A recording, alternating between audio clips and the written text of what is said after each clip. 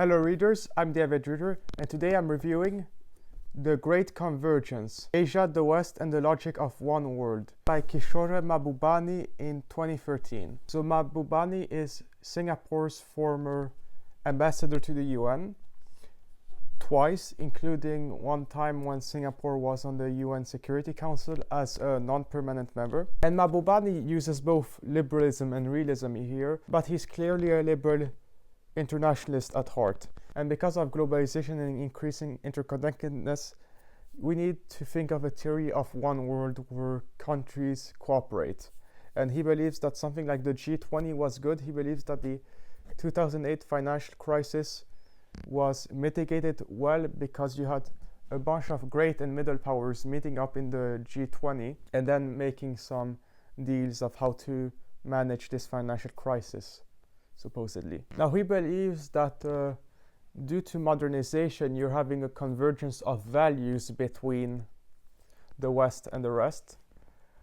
However, he then contradicts himself by saying that modernization is not westernization. Well, if you have a convergence of values, then you are westernizing. And it is true that modernization does not mean complete westernization, but still East Asia, due to them modernizing and due to globalization spreading information, you're having a convergence towards westernization, more in some places than others. And it doesn't go the full way, but this contradiction in Mahbubani's book epitomizes how what he argues for is not completely coherent. But it is kind of true that a lot of international organizations are skewed towards the West. So the IMF president always has to be a European. The World Bank president has to be an American. By the way, this is written in 2013, so maybe a couple of these things have changed, but not that I'm aware of. And then it's the West that mainly controls the budgets of international organizations, including things like the World Health Organization and the International Atomic Energy Agency, which makes sure that you don't have nuclear proliferation. And Mahbubani believes that for these organizations to return their legitimacy and their relevance, they need to be reformed and reflect the power shifts with the rising powers like India and China. And then Mahbubani also argues that India and especially China are emerging as the primary powers. So in 2013, power number one was the United States, and Mahbubani believes that power number one will become China, either by using GDP, PPP, so purchasing power parity, or just nominal GDP. Now it is true that China has the largest GDP, PPP, but it does not have the largest nominal GDP, and that is what matters when measuring economic power. But Mahbubani basically argues that, you have these rising Asian powers, the West should basically roll over and reform these organizations and recognize that Asia should have more influence in these organizations. Now I can understand giving some countries increased influence in these organizations like India or Indonesia, but not China, because Mahbubani is wrong about the idea that these emerging powers have an interest in having these international organizations strong. It has been these emerging powers specifically, by the way, that has prevented the responsibility to protect from being enacted several times to prevent genocide. So if you take the Darfur example, you did have a UN mission there sent to stop the genocide, but with the consent of the Sudan government. That consent was required per China's request. So currently on the UN Security Council, you have two permanent members that are rivals of the West. And he thinks we're gonna get more unity by adding more rivals of the West in the UN Security Council, which doesn't make sense. But one positive thing that Mahbubani does point out is that there is no clash of civilizations between China and the West. There is one between the West and Islam, certainly, but not between China and the West. And China has been adopting some Western values as they are modernizing into a middle class society. And the Chinese middle class nowadays, by the way, consists of hundreds of millions of people. And another tension that Mahbubani rightly points out is between the global environment and global development. And also you have these rivalries between Asia and the West, because if you want to protect the global environment, you need to at least slow down some development. The emerging powers like India and China, they think it's unfair that the West basically says, oh, well, you're emitting the most right now, so you should cut down on your carbon emissions, not just us. But the thing is that the vast majority of carbon emissions historically have been emitted by the West, so North America and Europe. And these emerging powers believe that it's mainly the West that needs to cut down on these emissions. They're not gonna cut down on their development because it's the West's fault that the environment is screwed up right now. And Mahbubani basically argues that you need to have international agreements where both sides give concessions, but especially the West, which is true. And another thing, he doesn't mention this, but as a country develops, you have something called the Kuznets curve.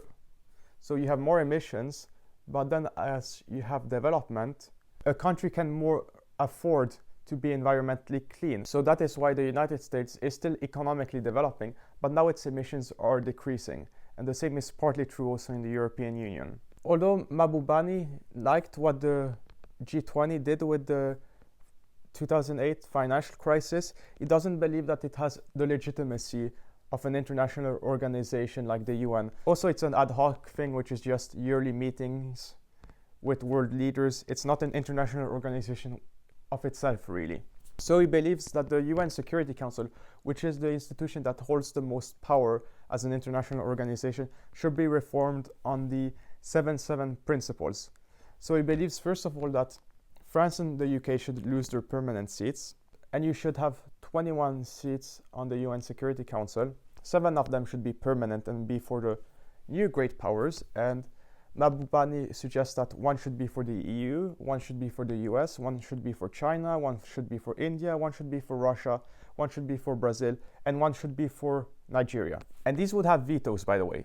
And then he argues that the middle powers that are rising, you should have a list of 28 of these countries, and then you have these seats alternating every 8 years or so between them, but you should have 7 of them present on the UN Security Council. So these are countries like Japan, Indonesia, let's say Germany, South Africa, Argentina, Pakistan, Iran, Saudi Arabia.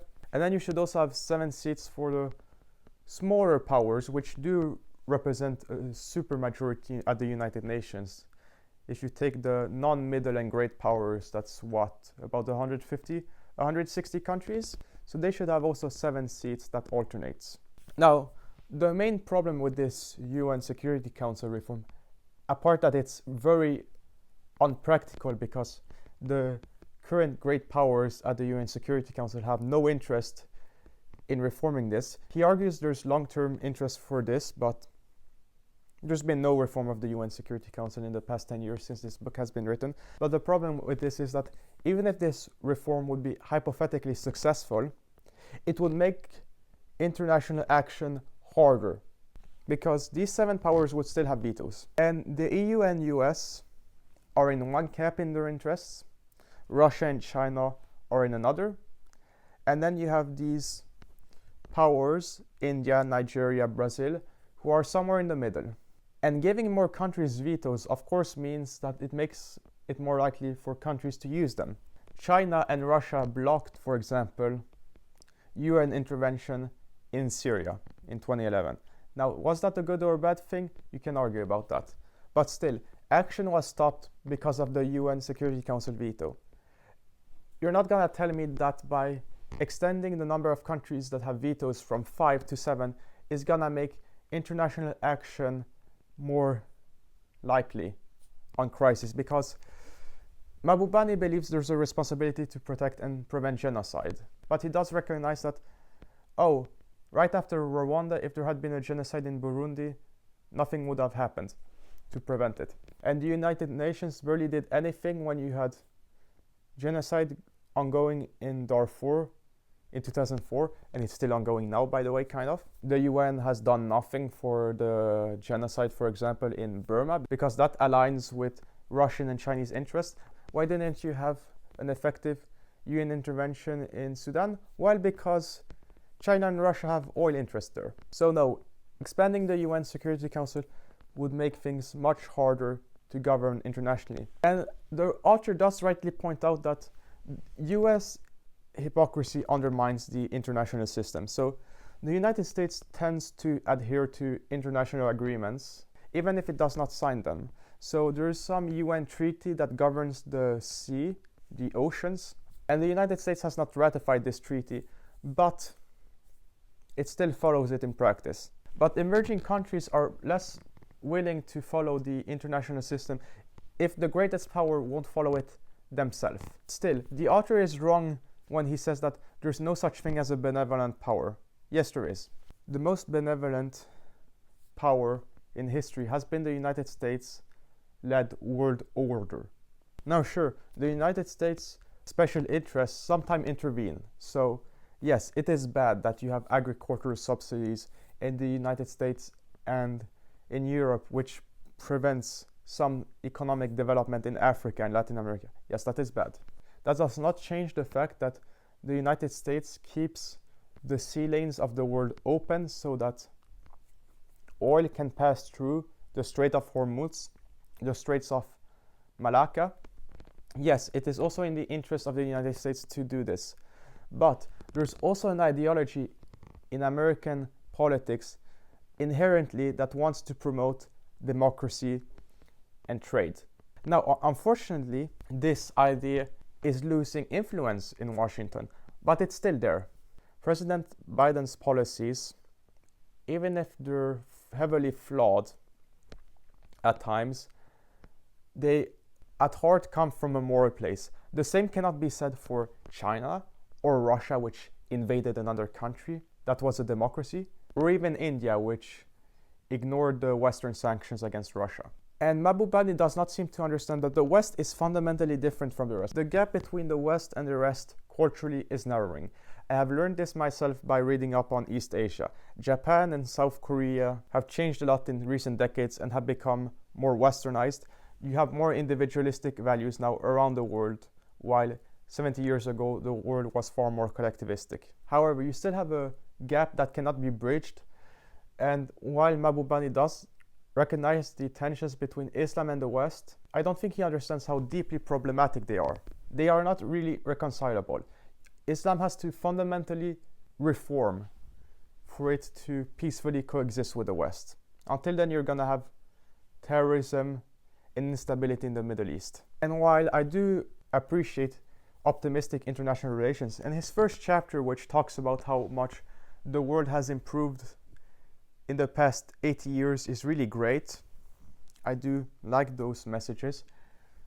It's still too optimistic about the future and about the prospects of international organizations. What has happened in the past 10 years? The responsibility to protect, despite ongoing genocides, has not really been enforced. You've had a Russian invasion of Ukraine, which, while the vast majority of countries around the world condemned this, countries that represent about 2/3 of the world population voted to abstain or against the UN resolution condemning Russia, and are still doing business deals with Russia. The deal that kept Iran from seeking nuclear weapons, that's fallen apart. China has become a more entrenched authoritarian autocracy nowadays. It's a too optimistic book, unfortunately, for me to say. I don't like to say this. Usually books are too pessimistic. This book takes it to the other extreme instead. And he does say that, oh, we shouldn't think too much about national interests or the nation state, but still a fundamental unit of identity for the past 70 years or 150 years has been the nation state. People identify with their country, except maybe in the European Union, where they identify with the European Union, but that's a semi-state. While there are some cosmopolitan world citizens like me that do believe in a system of one world, do believe in the United Nations and other international organizations to a certain extent, that does not mean that the vast majority of people do so. It is true that a lot of people respect these organizations, but they will always put their country before them. Americans will never agree that they are a world citizen before being an American citizen, especially now. Same thing with China, same thing with India, same thing with Russia. And one last thing. Singapore talking about how international organizations need to be democratized, that we need global democracy, It's very ironic. Singapore is not a democracy. It has a few democratic elements, but since its founding, it has had 4 dictators. The opposition has never won an election. And this is not like Japan, where the opposition had a shot. The thing with international organizations, on that balance, they are a good thing.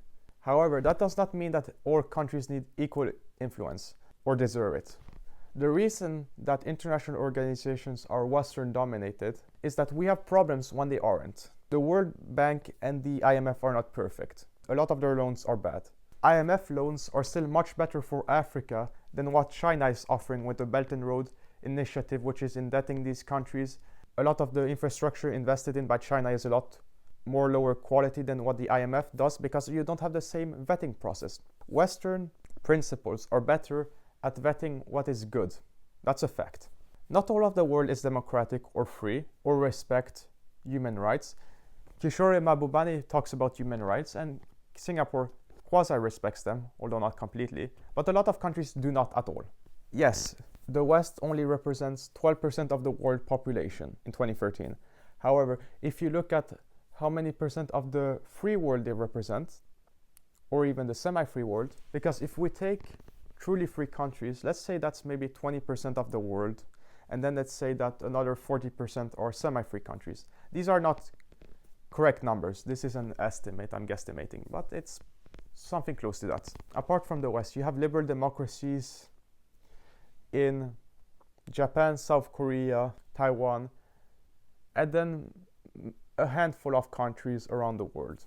And liberal democracies fundamentally promote better the world's interests. And I'm not talking about empires here. When the liberal democracies had empires, of course they did not really promote world interests, but now they don't. Now they're nation states. It's different.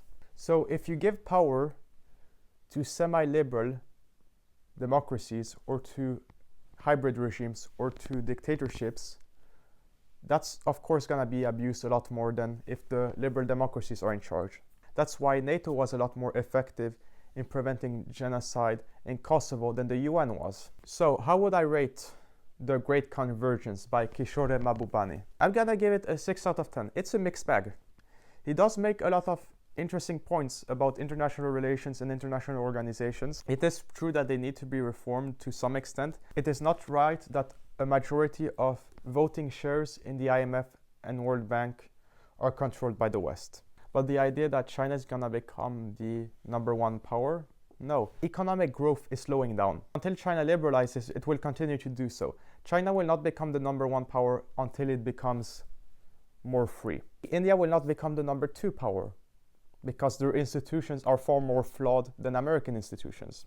The thing with Mahbubani is that he does offer a valid critique of the current world order, of how the West acts in these institutions. However, he underestimates the West's virtues and he overestimates how morally Asia would act. So should you read this book? Yeah, it is certainly intellectually stimulating if you enjoy reading about international relations, but there are some other international relations books that you should probably read before that. But it is still nice to have a book that's generally optimistic about international relations, not just this realist pessimism of, oh, we're all screwed, we're gonna have a bunch of wars, living standards are gonna decline badly.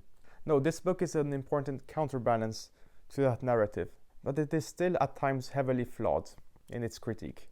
Check this book out, but read it with a big grain of salt. And if you want to learn more about tensions between Asia and the West, epitomized by the tensions between the United States and China, then I would recommend you to check out my book review of The Avoidable War by Kevin Rudd, which talks about the potential US-China conflict and how to avert it. Otherwise, I'm the Avid Reader, and I will see you readers next time.